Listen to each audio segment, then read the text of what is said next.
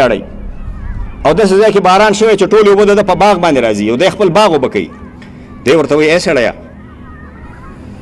ستا نوم څه دی؟ هغه ویلې ته زما نوم څه کې؟ خو همدې کې سره کلک شو، نوم یې ورته وښوده. ورته ویل ای سړیه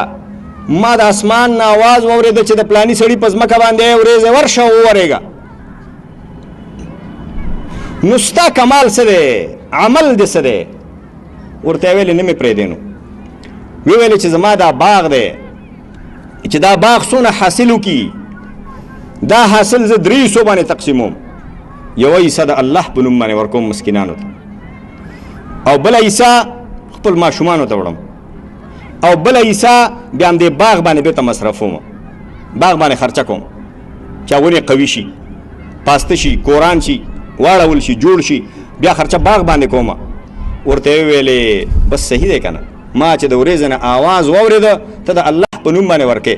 ته د الله په نوم باندې ورکولو والا یې، نو د الله په نوم باندې چې کوم خلک ورکوي او د الله په نوم باندې چې څوک ورکړه کوي او د الله په نوم باندې چې څوک د الله د مسکینو بندګانو مدد کوي، د فقیرانو مدد کوي، الله هغه سره مدد کوي، الله د هغه په رزق کې برکت اچوي، الله رب العالمین هغه ته د ګټې او د پیسې د راغونډولو د راټولولو اسباب ورته الله پاک برابروي، ذرایع ورته الله پاک برابروي، وسیلې ورته الله پاک برابروي.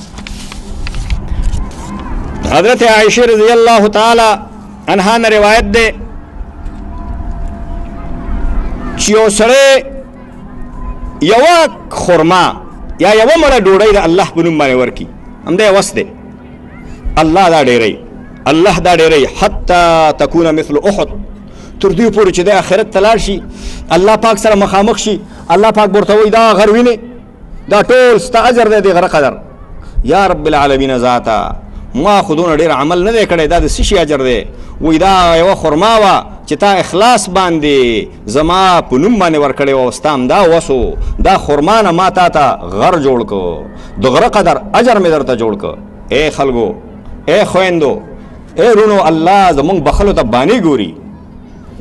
الله زمونږ بخلو ته بانې ګوري. بانې یو خرما الله د یو غره قدر کوي، نیتونه سم کوي، ارادې سمې کوي، او کارونه خپل الله د پاره کوي، ریا د پاره، د خلکو د ښوونې د پاره، د نوم د پاره، د شملې او چتولو د پاره خیراتونه د الله دربار کې نه قبلیږي. د هغې نه هغه یوه خرما ښه ده چې د الله په نوم باندې د الله د رضا دپاره وي، ریا پکې نه وي، ښوونه پکې نه وي، د نوم نمود دپاره نه وي، او د شملې او چتولو دپاره نه وي، او د دې دپاره نه وي چې کم خیرات ونه که بیا به خلک راپورې وخاندي. د خلکو دپاره نه وي، ستا خدای خلک نه دي،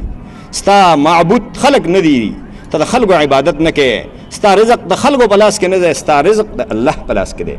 ستا رزق د پروردګار عالم په لاس کې دی، د الله په لاس کې ستا رزق دی. خلکو معاملات الله سره صحیح کوي، رابطې الله سره صحیح کوي، الله مدد کولو والا دی، د الله د غیب خزانې ډکې دي، الله د اسمانونو خزانې ډکې دي. الله چې قارون ته دونه دولت ورکوو نو تا ته نشي درکوی، ته خو د الله بندې کلمه وایې مسلمان یې، چې قارون ته دونه ورکوو نو تا ته نشي. الله چې د نورو خلکو ته دونه دولت ورکړی مو تا ته نشي. څوک الله نه مال غواړي او روپۍ غواړي او دولت غواړي، نیت به صحیح کوي، د مسکینانو مدد به کوي. نبی صلی الله علیه وسلم فرمایي الراحمون یرحمهم الرحمن، څوک چې د الله په بندګانو باندې رحم کوي الله په هغې باندې رحم کوي. بل حدیث کې راغلی ارحموا من فی الدنیا یرحمکم من فی السماء، دنیا کې چې څونه د الله مظلوم مخلوق دی، د الله د مظلومو مخلوقاتو مدد وکوي، په هغې باندې رحم وکوي. اسمان کې چې کوم رب دی هغه به په تاسو باندې رحم وکړي، الله به در باندې رحم وکړي، الله به در باندې مهربان شي. خو چې ته د الله د مخلوقاتو مدد وکړي، د الله د مخلوقاتو کومک وکړي. نبی صلی الله علیه وسلم فرمایلی چې یو سړی لږ غوندې شی د الله په نوم باندې ورکړي، په دې صدقه کې الله پاک 3 کسانو ته اجر ورکوي. یو د سړي ته اجر ورکوي، یو د دې سړي ښځې ته اجر ورکوي، او یو د دې سړي مزدور ته اجر ورکوي. سړی کور ته لاړ، ای ښځې مسافر دی، میلمه دی، نه پېژنم چې څوک دی خو وږی دی، لږه ډوډۍ ورته تیاره کړه. ښځه د میړه د ویرې نه، د میړه د میلمنو غم اسم شریعت په ښځه نه دی اچولی، سړی پوه شه میلمه یې پوه شه، خو ښځه د الله د اجر دپاره، د آخرت د ثواب دپاره او د الله د رضا کولو لپاره ښځه پاسېده په مینه او محبت باندې د میلمه ته د الله د رضا لپاره ډوډۍ پخه کړه. مزدور راغی هغه ډوډۍ میلمه او مسافر ته ویوړه مخکې ورته کېښوده نو الله دې سړي ته هم اجر ورکوي دې ښځې ته هم الله ثواب ورکوي او دې ښځې ته هم الله اجر ورکوي او دې مزدور ته هم الله اجر ورکوي او بیا چې نبي صلی الله علیه وسلم دا حدیث وفرمایه ویلې بیا وفرمایل الحمد لله الذي لم ينس خدمنا د تعریفونو مستحق دی د ثنا لایق دی د تعریف لایق دی هغه ذات چې زمونږ مزدوران یې مهر کړي نه دي زمونږ مزدوران یې مهر کړي نه دي مزدور سره خو څه شی نشته دهقان سره خو څه شی نشته خو غریب دی خو صدقه نشي کوی چې هغه د خپل بادار او د خپل مشر او د خپل مالک هغه ډوډۍ را اخلي او مزدور ته په مینه باندې مسافر ته او میلمه ته په مینه باندې وړي الله هغه ته هم اجر ورکوي هغه ته هم الله پاک ثواب ورکوي همدغه شان یو سړي منشي ساتلی دی او ورته وایي چې منشي پلانی سړی رالیږم 100 روپۍ ورکه او منشي ډېر په مینه باندې هغه سړي ته 100 روپۍ ورکړي چې ته صاحب لیږلی پلاني لیږلی دا پیسې خو د هغه دي خو ډېر په مینه او ډېر په احترام باندې ورته ورکړي او د اجر نیت وکړي د آخرت د اجر نیت وکړي نو الله دې منشي ته هم اجر ورکړي ده ته هم الله پاک اجر ورکوي او ده ته هم الله پاک چې دی ثواب ورکوي نو د الله بندګانو الله زموږ د بخلو دپاره الله بانې ګوري الله په هر نیک عمل باندې موږ بخي الله هر نیک عمل باندې موږ ته اجر راکوي الله تاسو سره مینه ده الله خپل بندگان سره محبت دی تاسو الله خپل لاس باندې جوړ کړي یو سړی چې په خپل لاس باندې یو شی جوړ کړي هغه شي سره مینه الله بندگان سره مینه ده آدم علیه السلام الله په خپل لاس باندې جوړ کړی لما خلقت بيدي چې په خپل لاسونه باندې مې جوړ کړی دی تاسو الله په خپل لاسونه باندې جوړ کړي د الله تاسو سره مینه ده الله تاسو اسې به دوزخ ته نه بیایي الله تاسو دپاره جنتونه تیار کړي دي رحمت تیار کړی دی الله تاسو دپاره ثوابونه تیار کړي اجرونه تیار کړي هغه خپل بندګانو سره مینه کوي هغه خپل بندګانو سره محبت کوي خو بنده ته پکار دي چې د مینې آغاز وکړي د محبت آغاز وکړي الله سره د رابطې او د تعلق آغاز وکړي خپل پروردگار سره مینه وکړي خپل پروردگار سره محبت وکړي او د خپل پروردگار د نافرمانۍ نه ځان وساتي بیا ګوره چې پروردگار څونه مهربان دی بیا ګوره چې پروردگار څونه پیرزوی نه کوي بیا ګوره چې پروردگار څونه مینه کوي د الله تاسو سره مینه ده د الله تاسو سره محبت دی دا د الله پیغام دی تاسو ته چې د الله تاسو سره مینه ده د الله تاسو سره محبت دی خو تاسو الله سره مینه وکړئ او الله سره محبت وکړئ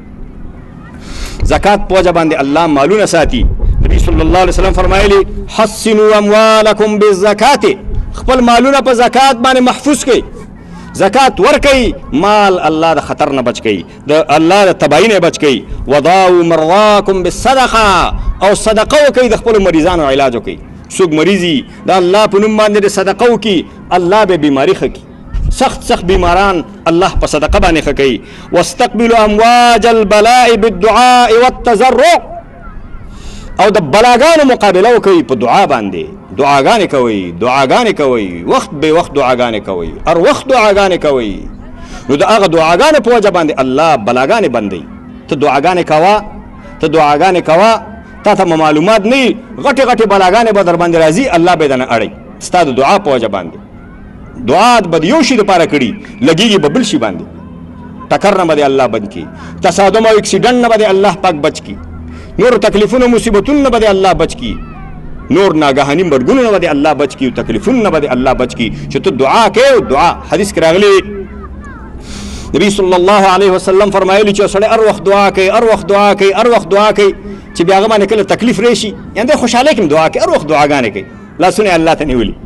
دعاګانې کوي عاجزۍ سره دعاګانې کوي چې بیا د باندې کله تکلیف راشي او د دعا کوي نو دا ملائک به د دې سړي आवाज پیژني چې دا خو هغه کاکا دی چې هر وخت لاسونه نیولي نو ملائک به د आवाज پیژني چې دی وایي یا الله یا رب اے د اسمانونو پروردګاره زه خو ګیرم اوس الله کومک مې وکړه اے پروردګاره کومک مې وکړه تباه کېږم نو ډېر ملائک د ده आवाज پیژني دی خو هر وخت دعاګانې کوي ملائک د الله په دربار کې چمتو درېږي او الله پاک ته وایي اے پروردګاره دا ډېر ښه سړی دی د هر وخت دعاګانې کوي اوس پې باندې ډېر تکلیف دی ما ولېږه کومک ته بله ملایکه وایي ما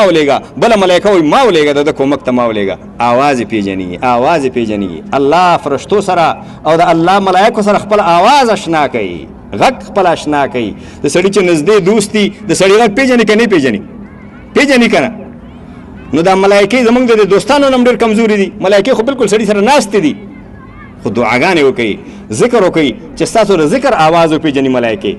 ستاسو د تلاوت आवाज ملایکی وپیژني ستاسو د دعاګانو आवाज ملایکی وپیژني.